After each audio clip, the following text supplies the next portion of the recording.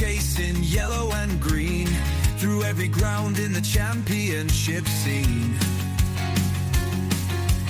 Bags packed, scarves tie, stories to share. Wherever the Canaries play, we'll be there.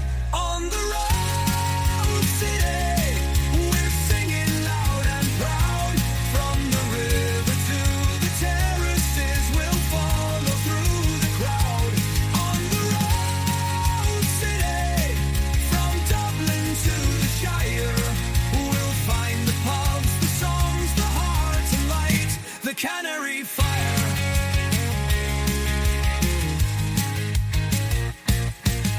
Fans in the stands tell us where to go, for a pint, for a bite, for the best pre-match glow. What's the town like? Where should we stay? What's the roar of your home crowd like?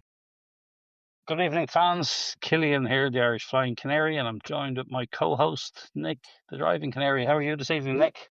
Yeah, all good. Thanks, Kieran. Still trying and struggling to get over the Derby Day defeat as we move on to another Derby Day of a different kind. But I think that'll take a while to get over that one. But otherwise, yeah, all good. Looking forward to away days on the bounce, and can't wait to get going again after the international break and get on the road again. Yeah, looking forward to it. Likewise, I'll be flying this, as you said there. This is a derby of a different kind, Derby County this time, the Rams. And I'll be flying into East Midlands Airport, which is handy enough run for me with Ryanair, and staying overnight, coming back the next morning. I guess you'll be doing your usual drive up. It's not a long one for you, Nick, is it? No, about an hour and a half. Pick you up on the way, I'm sure. Get something to eat, and we'll find out from Kieran in a minute where to get something to eat, and and then we'll be on the road. Yeah, straight back home and an early start for work the next day. So it'll be a long week next week, I think.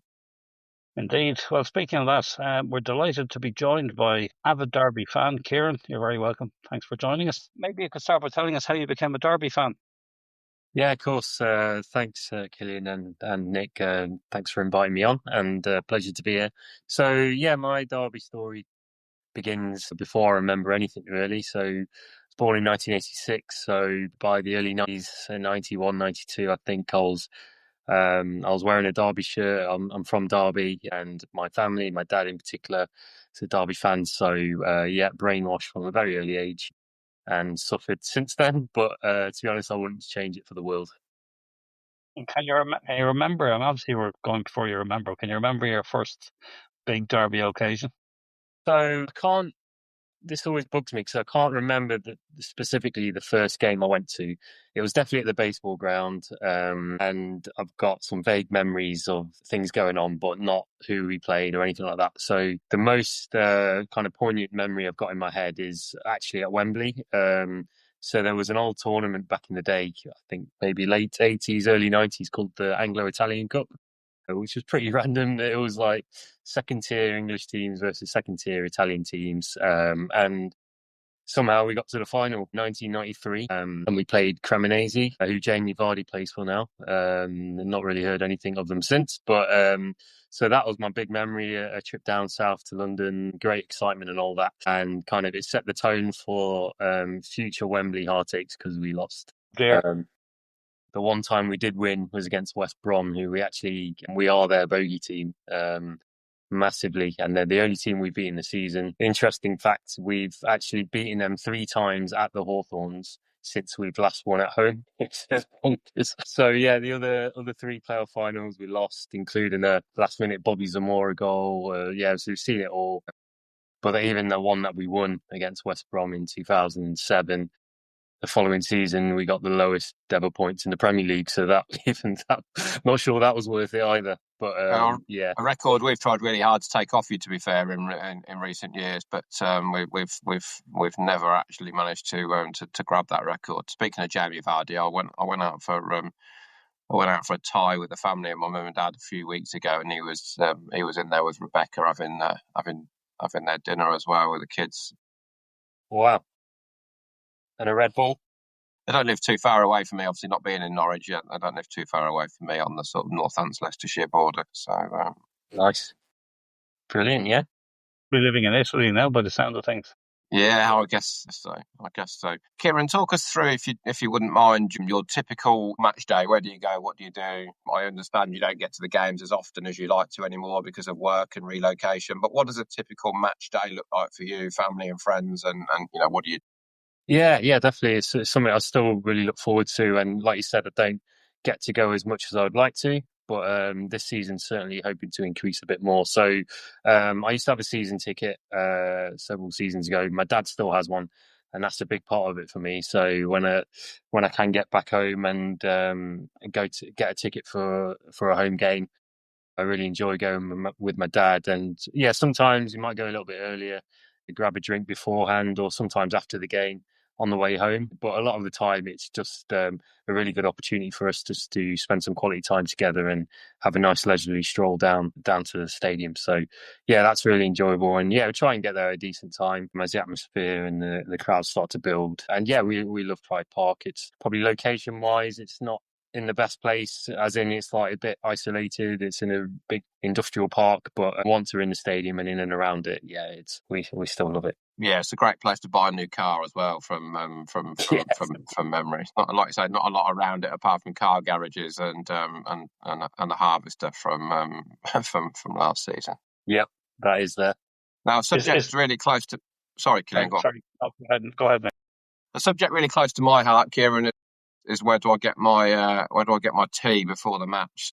But what's the best place for away fans to grab a bite to eat other than the Harvester, which I think is probably where most people default to for an away day. Yeah, it is a default kind of place for away fans, but it is what it is, Harvester, isn't it? And I was thinking about this one, and I guess it depends which direction you're coming from. Those fans, I guess, getting a train or parking in town from that side, there are definitely more options. There's a couple of nice pubs near the train station which also do food, and I'm pretty certain are accommodating for away fans. I think maybe just covering up colours and things like that. So the Brunswick and the Alexander Hotel, really good. So Derby's a real kind of like it's got a good background in beer and breweries and things like that. So they're really good for if you like your ales, for example. Food wise, one place which is quite good. I suppose it's more of a restaurant, but it's quite close to Harvester. Is this place called Nico's? It's mainly Indian kind of food, but it's like quite a modern take on it. I think it does get a little bit of the football crowd in there, but it's maybe not the most obvious, but it's very close to Harvester. Other than that, yeah, you're looking at the subway and all those kind of places, which I'm sure traveling as far as you are, you'd want to go somewhere a little bit better. So, yeah, a couple of options there. Let's get Nico's book then, Cillian. Yeah. Yeah, I remember the last time I was there. I went for a meal, and it was after the game, and it was in a very fancy restaurant, and it looked like an office building, but it was behind the Harvester, beside the Holiday Inn Hotel there. Okay, yeah, I think I know 7 maybe. That could be it. That's it. Yes. Yeah. It was So all of those are kind of just behind the train station as you're going towards the ground. So that 7 restaurant is pretty swishing there. I've never been, but that's very close to Nico's and Harvester. So yeah, try that one out maybe. And speaking of food, is there any well-known dish that people should try when they're visiting Derby? Not massively, not really translated to the city centre. I'd say, yeah, you're going to get your normal kind of food. I guess it's more down to what we call it as locals. So like bread rolls, cobs, and that's a bit of a debate. I think that's a national debate, but very much in Derby and East Midlands, it's cobs. If you go into a chippy and you wanted, I don't know, chips and gravy or chips and curry or something, you'd ask for a curry mix. So I didn't realise that was the thing. That's one of those things that you go to uni and you're somewhere else and you ask for something and they haven't got a clue what you're on about. So yeah, they'll probably be the only things that come off the top of my head. And in terms of parking, then I know Nick always looks for parking. Where do you normally park, Nick, in Derby? I normally pre-book it. I think it's a university campus or a conference suite. It's as you come out the ground, you go over a bridge, over a big bridge, and it's pretty much the other side of that on a roundabout. It's I always book it through the big parking. I think it is the company, but they do football parking at a lot of grounds, but it's the same place I tend to park at Derby every year. It's like 10-minute walk from the ground. By the time you get there, the traffic is all right and you're straight out. So that's where I tend to park. Good shout. Yeah, so there's kind of three big flyovers leading out away from the ground. The one that I think you're talking about is definitely the best one. And to be honest, that's the direction we park in, and probably a little bit further away, 15, 20 minutes walk. But like you said, it's worth walking away. And then by the time you're in your car and ready to go, the traffic is definitely subsiding. There's a big velodrome next to the stadium, and some fans park there or near the retail parks, but it's a nightmare getting out. It's the Derby Conference Centre. It is. That's what it's called. The Derby Okay. Conference Centre. Yes. Yeah, Yeah. That's a good shout. Very good.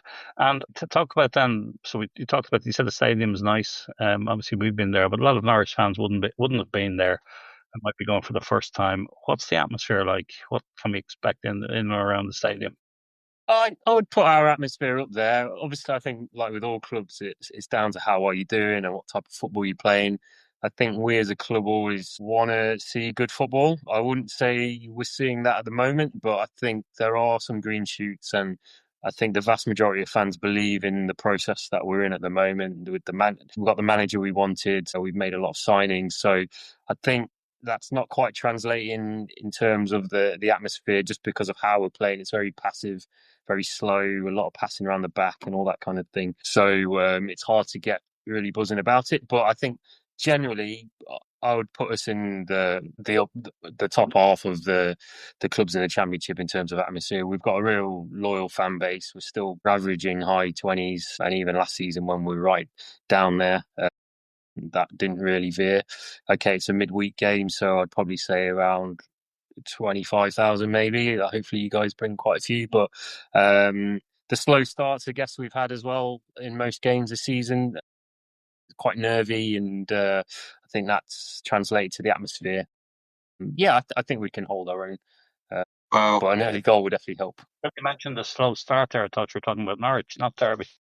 yeah, I was just going to say it sounds completely like, apart from the slow start, to be fair, when actually the first 25, 30 minutes have probably been our best minutes of the season. I think Pete the Kitman feeds them sleeping tablets in Horlicks or hot chocolate at half time. We seem to come out completely asleep. I've lost count of the number of goals we've conceded in like the first 2 or 3 minutes of the second half.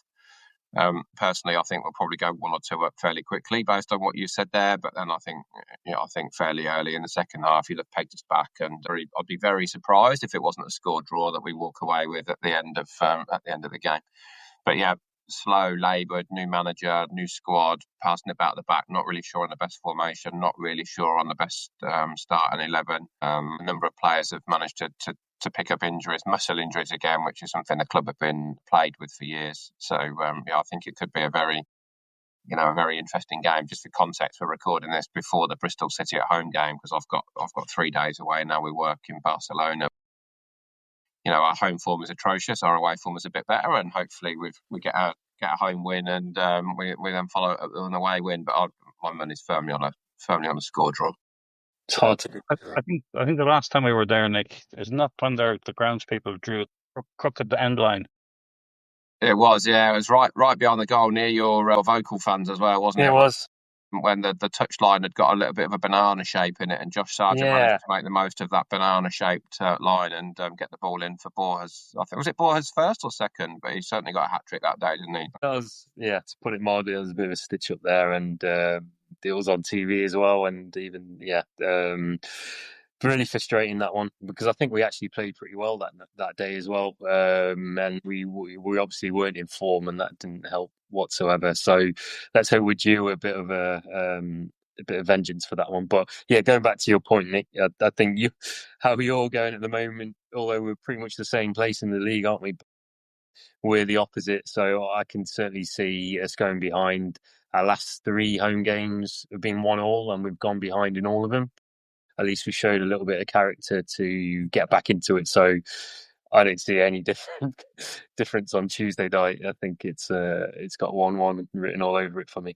In terms of away attendance, if I was a betting man, I'd say there's probably going to be 14 or 1,500. When I look online, there doesn't look like there's loads of tickets left, but I'm not sure how many blocks of that away corner we've actually taken and sold, to be fair. But we tend to take between 1,000 and 1,200 to most away games, and Derby is, it's it's not the longest trip that Norwich fans will do. In fact, we've got that pretty much straight after you with Swansea away on the Saturday after Derby away. But there are quite a number of Norwich fans that live in and around the Midlands anyway. So I envisage 1,000 to 1,200, and I know it's half term for some schools as well. It's half term that week, so again, that obviously allows kids to get out on a school night. So I think there'd probably be a good away end, and like you say, your vocal fans are right next to the away end as well, aren't they? On that sort of behind the goal. I wonder if they painted the line straight this season, but yeah, your vocal fans are a little bit there, aren't they?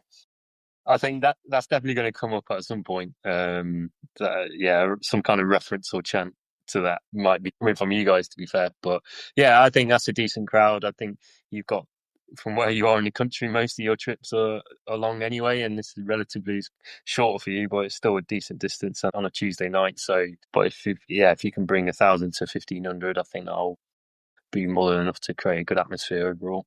Given what you said there, Nick, about the half-term break and that, we might have some kids there. Is there any opportunity for the kids or even adults to meet the players or see them up close?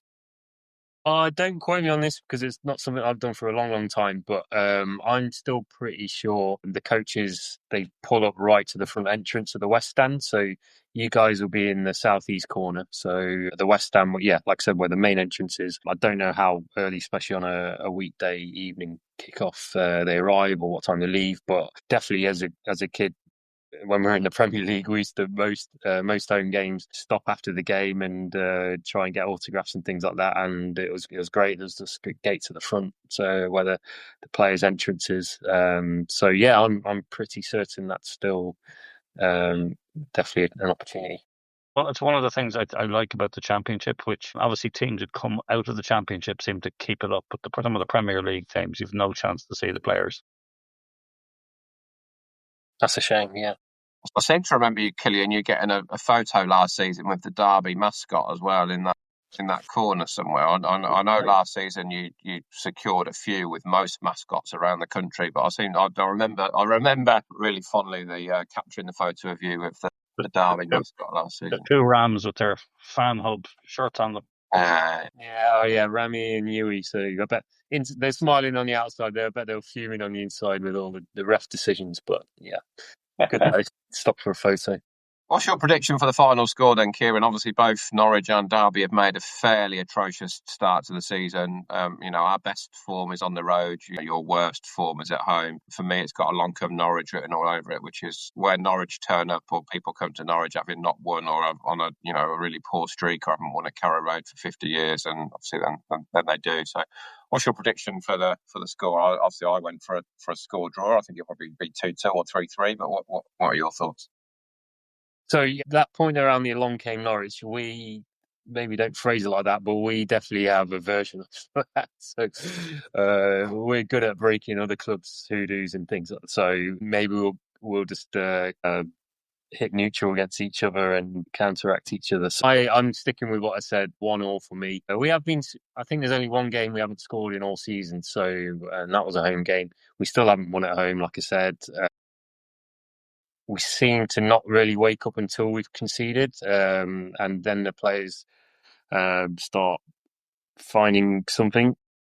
But like I said, more second half. So I think half time you guys will be 1-up and comfortable, and I think we'll find something again, maybe a sub off the bench, and it'll be a 1-1 for me. How do you think you might end the season, Kieran? Yeah, so this season, touched on it earlier, for the first time in ages, well before COVID, is the first season we as fans have felt optimistic that we're looking forward to the season starting. Obviously, it hasn't gone to plan so far, but I think just with the change, like I said, Eustace has come in, he's built his own new squad, but he's tinkered with formations. He wants to instill his philosophy, but he's still got remnants of what's going on before. And I think he doesn't know his starting 11, like you said, Nick, earlier. So I think last year we survived by the skin of our teeth. We went down to the last game. We need to build on that. So I think we all would love a mid-table finish. I think realistically, somewhere between 12th and 17th for me would be a success built on last season. But I think this season in the Championship, I know it's still early days, but it feels like a little bit more of a level playing field. there's no. I mean, I know Coventry are banging them in for fun, but I don't know. I think a club like one of us, if you go on a good run, you just don't know, do you? But I'm keeping my feet firmly on the ground, and I think mid-table, lower mid-table, I'll take that for now. And an improvement in just type of football. I have one last question for you. I'm obviously staying over because I can't get back to Dublin after an evening kickoff, but I'm staying out near the airport, East Midlands, because I've an early flight the next day. But if Norwich fans want to stay around Derby, is there anywhere you'd recommend? Well, there's one or two hotels right near the ground, like you said, the Holiday Inn. There's one near the station as well. If they're planning on spending a nice few days in Derby, I wouldn't, and this is someone who's from Derby, I wouldn't do that necessarily. If they got a full day the day before or on the day, then maybe just take a short trip out, drive out into the countryside, because it is beautiful. So district, you really can't go wrong. Even when the weather's not great, you can still have a nice time. So the city centre is not the best. I'm not going to try and cover that up at all. So, but yeah, there are plenty of hotels in the mean season stuff quite near the ground. Like I said, city centre's only 15-minute walk, which is quite handy as well. When you say not the best, would it not be safe for fans to be around there? No, safety is fine. I think there's just not a lot happening on a Tuesday night in late October. It's not exactly the place. I tend to agree, Kieran. I've been to Derby several times watching football, and the best thing about it, from my perspective, is driving home with 3 points in my pocket. It's certainly not a place, and like I say, even with Pride Park now being where it is, it's it's so far removed from everywhere else that there isn't a great deal to do, is there? So, Kieran, thanks for your time. Thanks for talking us through your thoughts for the season and your love and passion for Derby County. Cillian and I are going for our own top spot this Christmas and releasing a rock album. So I'll hand over to Cillian now, and he'll play us out with the Derby away day tune. Yeah, so every week we, as your fans, as you know, who are subscribed to us, we have a new single of that from that album. And this week we're going to play you out with Canaries on the Rampage. Thanks for watching. And Kieran, thanks again for joining us. Thank you.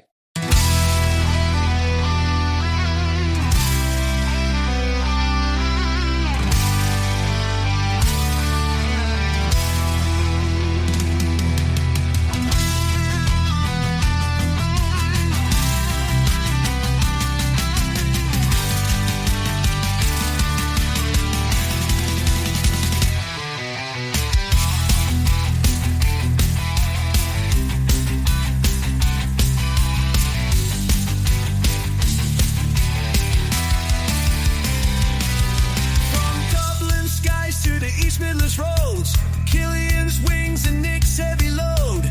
Pride Park's waiting, the Rams will see. A yellow and green army wild and free. Canaries on the rampage, singing loud and clear. On the road, city takes us everywhere. Derby lights are burning with storming through the stage. We are Norwich City, Canaries on the rampage. On the